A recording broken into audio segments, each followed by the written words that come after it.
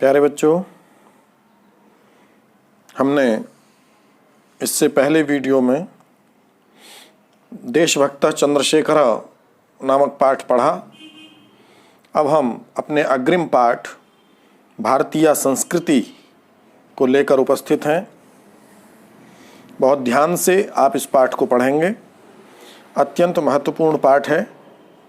परीक्षा की दृष्टि से भी, जीवन की दृष्टि से भी बहुत अच्छी चीज़ें इसमें आपको मिलेंगी। कई प्रश्न ऐसे हैं जो हर वर्ष किसी न किसी सेट में इस पाठ में से परीक्षा में प्रश्न आता है और इसके गद्यांश भी बहुत महत्वपूर्ण हैं।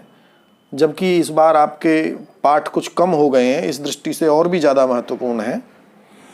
तो इसके गद्यांश भी हैं, इसमें प्रश्नोत्तर भी है, अनुवाद भी इसमें से आ जाता है। तो कुल मिलाकर के कहा जाए तो बड़ा महत्वपूर्ण पाठ आपके पाठ्यक्रम की दृष्टि से है। भारतीय संस्कृति, भारत की संस्कृति।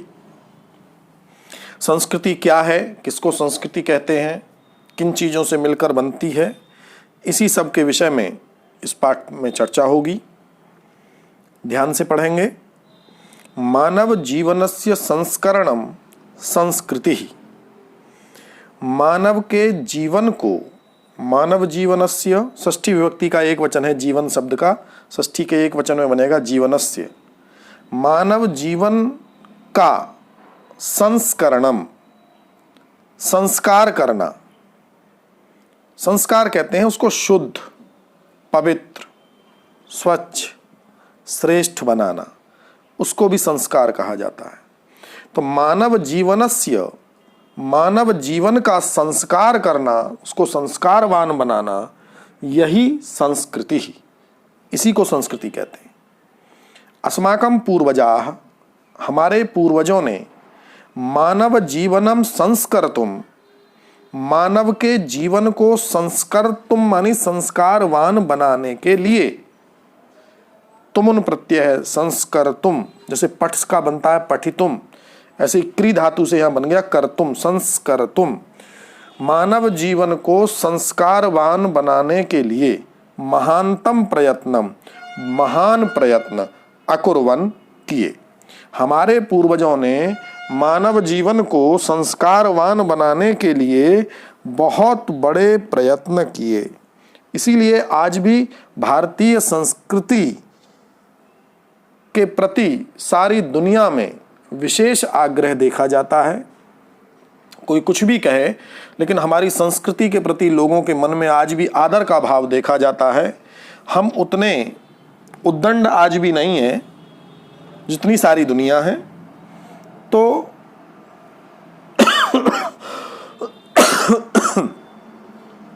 इसी तरह को संस्कारवान समाज बनाने के लिए हमारे पूर्वजों ने महान प्रयत्न किया था। ते अस्माकं जीवनस्य संस्करणाय, ते मानी उन्होंने, अस्माकं मानी हमारे, जीवनस्य मानी जीवन के, संस्करणाय मानी संस्कारवान बनाने के लिए, यान आचारान विचारान च, जिन आचारान, आचारान का मतलब है आचरण, और विचारान मानी विचारों को, आदर्शयन दिखाया यानी बताया, कहा समझाया, तत्सर्वम वह सब कुछ, अस्माकम संस्कृति वो सब हमारी संस्कृति है। मानव जीवन को मूल, तो क्या मतलब हुआ, संस्कृति क्या है, मानव जीवन को संस्कार युक्त, अच्छे संस्कारों से युक्त बनाना ही संस्कृति है। और इसको बनाने के लिए हमारे पूर्वजों ने बड़े प्रयत्न किए। और जो जो आचार विचार, ये करो, ये न करो, ऐसे ही करो, ऐसे मत करो, है ना, तो ये जो कुछ बताया वो सब हमारी संस्कृति है। विश्वस्य सृष्टा एक एव, ये बहुत महत्वपूर्ण प्रश्न है जिस पर अभी हम चल रहे हैं। प्रश्न आता है परीक्षा में, भारतीय संस्कृतेः मूलम किम, भारतीय संस्कृति का मूल क्या है। भारतीय संस्कृति का मूल यानी जड़। भारतीय संस्कृति का अगर कहा जाए कि एक मंत्र बताओ, भारतीय संस्कृति की एक विशेषता अगर केवल बतानी हो, वो बताई जाए, उसी को मूल कहेंगे, जड़ कहेंगे। तो वो क्या है? तो हमारी संस्कृति कहती है कि विश्वस्य सृष्टा, इस संसार का सृष्टा, सृष्टा कहते हैं सृजन करने वाला, इस संसार की रचना करने वाला, ईश्वरः, ईश्वर, एक एव, एक ही है। सारे संसार का सृजन करने वाला ईश्वर एक ही है। हम सारे संसार को अपना परिवार मानते हैं। हमारे ग्रंथों में कहा गया है वसुधैव कुटुंबकम, सारी पृथ्वी ही अपना परिवार है। इसीलिए हमारे यहाँ जय बोलते हैं, जय बोलते समय कहते हैं विश्व का कल्याण हो। हम ये नहीं कहते कि केवल मुरादाबाद का कल्याण हो, केवल मेरा कल्याण हो, केवल मेरे प्रदेश का कल्याण हो, केवल मेरे देश का कल्याण हो। ऐसा हमारी संस्कृति में नहीं सिखाया जाता। जब हमने वसुधैव कुटुंबकम कह दिया, सारी पृथ्वी को परिवार मान लिया, और जब सारे परिवार का कल्याण होगा तो मेरा तो अपने आप ही हो जाएगा। सारे परिवार में तो मैं भी आता हूँ, सारे संसार में तो मैं भी आता हूं, मेरा देश भी आता है। इसीलिए हमारे यहाँ धर्म कार्यों के पश्चात जो उद्घोष किया जाता है उसमें कहा जाता है विश्व का कल्याण हो। इसीलिए हम मानते हैं कि विश्वस्य सृष्टा ईश्वरः एक एव, संसार की सृजन करने वाला जो ईश्वर है वो एक ही है। इति भारतीय संस्कृतेः मूलम, यही भारतीय संस्कृति का मूल है। विभिन्न मतावलंबिनः विविधैः नामभिः तम एव एकम एव ईश्वरम भजन्ते।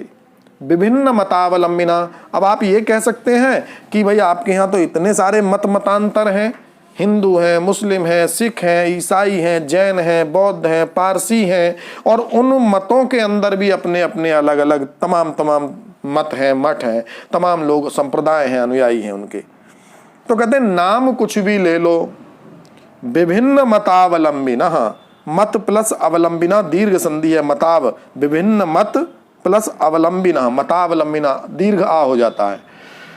अनेक मतों को मानने वाले, विविधैः नामभिः, अलग अलग नामों से, एकम एव ईश्वरम भजन्ते, एक ही ईश्वर का भजन करते हैं। हमारे संस्कृति का, हमारा ऐसा मानना है। अग्नि, कोई उसे अग्नि कहता है, इंद्र, कोई उसे इंद्र कह करके भजता है, कोई कृष्ण, कृष्ण कहता है, कोई करीम, करीम कहता है, राम, रहीम, कोई उसे जिनह, जिन कहते हैं जैन, महावीर स्वामी जैन, बुद्ध, गौतम बुद्ध, ख्रिस्त, ईसाई, ईसा मसीह, अल्लाह, मुस्लिम लोग अल्लाह इत्यादि नामानी इत्यादि जो नाम हैं, एकस्य एव परमात्मनः, एक ही परमात्मा के संति हैं। इत्यादि नाम एक ही परमात्मा के हैं। तम एव ईश्वरम, उस ही ईश्वर को जनाः लोग गुरु इत्यपि मन्यन्ते, उसी ईश्वर को लोग गुरु भी मानते हैं। यानी गुरु को भी लोग ईश्वर की तरह ही हमारे यहाँ पूजते हैं, उसका सम्मान करते हैं।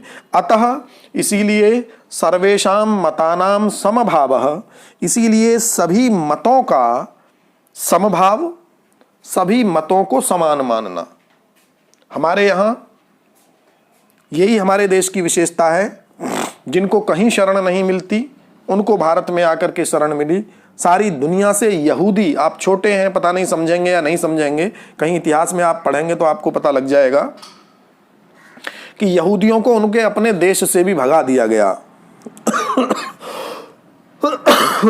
मार दिए गए, काट दिए गए। जो कुछ बचे जान बचा करके भाग आए, सारी दुनिया में शरण मांगते फिरे, उनको किसी ने शरण नहीं दी और उनको शरण फिर भारत में मिली। तो भारत में तो सबको शरण मिलती है, सबको सहारा मिलता है। यहाँ तो सारी दुनिया में जिन जिन धर्मों के मानने वाले तमाम लोग हैं, उन सभी धर्मों के मानने वाले अकेले भारतवर्ष में निवास करते हैं, यहीं के नागरिक बन के यहीं के अधिकारों का भोग करते हैं।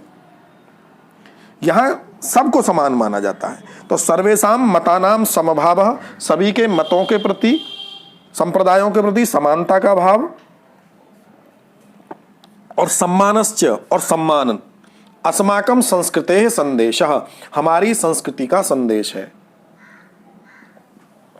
यह भी महत्वपूर्ण प्रश्न है। प्रश्न ऐसे पूछा जाता है, अस्माकं संस्कृतेः कः संदेशः, या अस्माकं संस्कृतेः संदेशः कः, हमारी संस्कृति का संदेश क्या है। उत्तर आप क्या देंगे? सर्वेषां मतानां समभावः सम्मानश्च अस्माकं संस्कृतेः संदेशः। सभी मतों में समानता का भाव, सभी मतों को समानता से चलने का सम्मान देना, यही हमारी संस्कृति का संदेश है। भारतीय संस्कृति तो सर्वेषां मतावलंबिनां संगम स्थली। एक और महत्वपूर्ण प्रश्न आ गया, भारतीय संस्कृति केशाम संगम स्थली। जब आप प्रश्न देखेंगे पीछे पलट करके तो आप ऐसे ही इन सब प्रश्नों को वहां पाएंगे। तो भारतीय संस्कृति केशाम संगम स्थली, ये भी परीक्षा में पूछा जाने वाला प्रश्न है।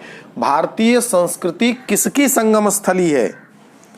ये दो प्रश्न एक तरह के आते हैं, वो दूसरा भी जब आएगा तब बता दूंगा, और वहां बच्चे कंफ्यूज कर जाते हैं। तो जब केशाम आएगा, किनकी संगम स्थली है, तब आप कहेंगे सर्वेषाम मतावलंबिनाम, सभी मतों को मानने वाले। अवलंबी कहते हैं अवलंबन करना, सहारा लेना, मानना। सभी मतों को मानने वालों की संगम स्थली है। संगम स्थल जानते हैं?